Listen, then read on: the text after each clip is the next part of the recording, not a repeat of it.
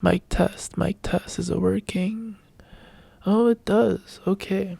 Alright. Like any hookup story, this one begins on Tinder. I matched with this girl. Her name was Vicky. She was short. She was very short, like 5'2", but she had a very nice body. Like it was like one of them hourglass shapes. Like she was thick, but she was also like slim thick, you know? Like she was very fit. I don't think she worked out like that much. Most of it was just genetics from what I remember.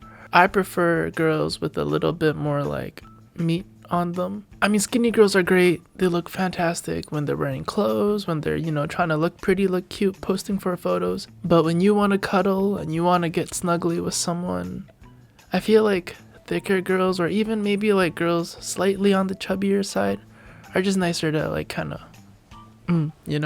Vicky, she had a fantastic personality, very family oriented, and she had a fat ass. So she was so sweet. Very, very nice girl. So we were texting, and then we made plans to get coffee and then hang out at my place. We met up at a Starbucks, and then later she was telling me how her dad was involved in like gang activity. And then I was just sitting there like, because a part of me felt like I probably shouldn't do anything that would piss her off or just annoy her even, because I didn't want to die. Because I don't know, I just find like Vietnamese gangsters or just like daughters who have dads that are involved in gangs or gang activity. Yo, that shit's so scary. Like fucking one day you're alive and next day you're not. It's just game over. GG's. No more respawns, no more revives. That's it. So I was speaking a little bit careful with Vicky, trying to be like, oh yeah, you don't like that? Okay, we don't have to do that. And then eventually we go to my place, we hang out, and this is when we pull out, the fuckboy moves. We put a movie on. Oh, my blankets are so comfy. Okay, let's get comfortable. You sit here, I'll sit here. Wow, just come feel how soft these blankets are. Oh wait, come here. Let me put my arm around you. Yeah, this is comfy. Okay, let's just stay like this for a little bit. And then we watch the movie, and then maybe 20 seconds in, we start making out. Clothes start coming off, and then Vicky, she's like, so, have you ever done anal before? Because I like that. And I'm just kind of like, oh wow. Yeah, I have. You want to try? I had a condom on, well obviously because it was a hookup. But I feel like with anal, you should just kind of put a condom on, because I mean, there are people who don't, which, I mean, they freaking prepare that shit for like 30 years.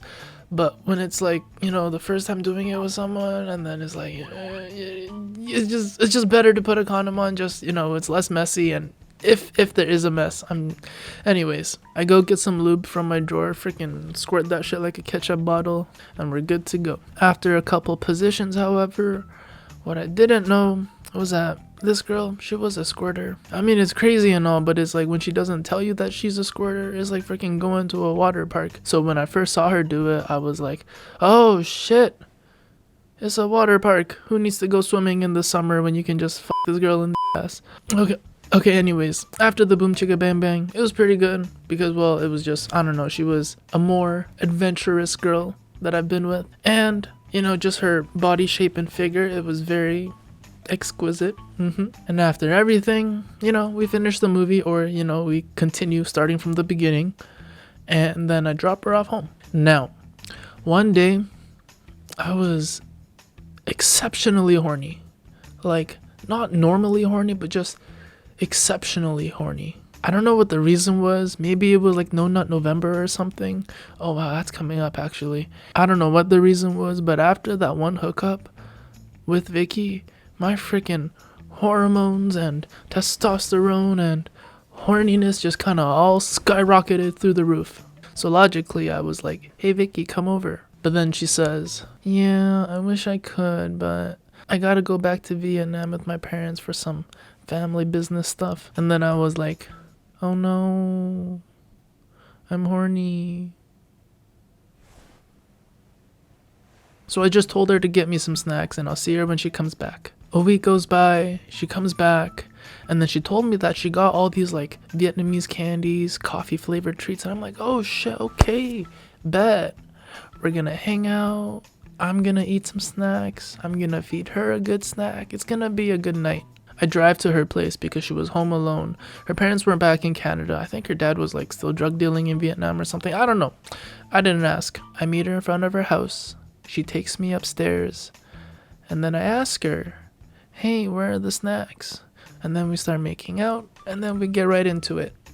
Okay, this part gets a little descriptive. So maybe put some headphones in.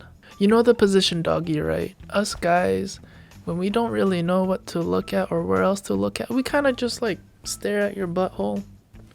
And then if we stare at it long enough, we're thinking, what if I just... So that's exactly what I did. And the more that I did it, Vicky was like, oh, I mean, you want to just put it in? And I'm like, yeah. So I did. We didn't really need lube because I kind of just spat on it, and Vicky was already a super soaker 3000, so didn't really need that. And then after a long session of boom chicka bang bang, we finish. I shower, I clean up, I go to the bathroom. I'm in the bathroom, I pull the condom off, and as I pull it off, I look at it, I'm like, oh, there's a yellow stain on it. So I threw it out, and I was like, fuck, okay, let's not think about that. Just shower, clean everything. Don't worry about that. I go back out, I lay on the bed, and now it's Vicky's turn to go take a shower. So she goes, she showers, she freshens up, she cleans up, and then I'm laying in bed. She comes out, and then she says, so, wanna do a round 2? And I'm like, I need like 35 minutes to recharge my nut, so can I just finger you instead? She agrees. She's lying down now.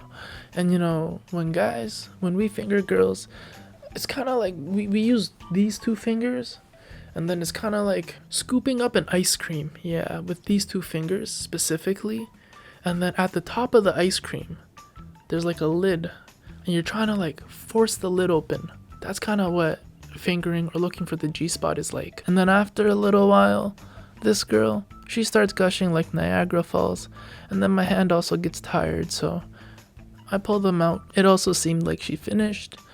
But then when I looked down, I noticed that she also shat a little bit the same time that she came, because it kind of looked like a little brown island surrounded by a pool of water on her bed. And I was just kind of looking at it, and I was looking at her, I was looking back at it, and I didn't know what to say. So I just told her, hey, I think you made a little something. She gets up and she's like, what? What do you mean? So she looks over, and now we're both looking at it. Her face goes pale, and then immediately it goes red. I felt bad for her, and I didn't want to make her feel even worse. So I just said, it's okay. I mean, everyone does it. Don't worry. And then she continues to say, stop, don't look at it. Oh my gosh. And now I'm just kind of put on the spot. Like, what do I do? Do I leave? Do I help her clean it up? Like, what's the right thing to do here? So I told her, okay, I'm not gonna look, I'll look away. And then I turn around, and then I'm also saying to her, well, she's trying to deal with it, so do you want me to get some new sheets, or do you want me to leave, or... And then eventually she told me that she would deal with it. I'm sure she already felt so bad, but I was really, honestly, I was really trying my hardest not to laugh, because I wasn't like laughing at her. I mean, I kind of was laughing at her, but the whole situation, it was just kind of funny. Like, you know, someone's about to come, but then they kind of shit a little bit instead.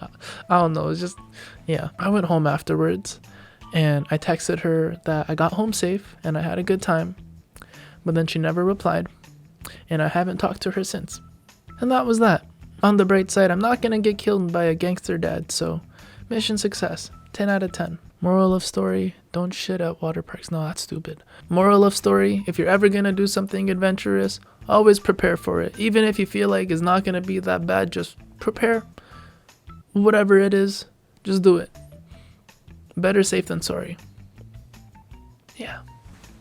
Good moral. Okay, that's it. Bye-bye.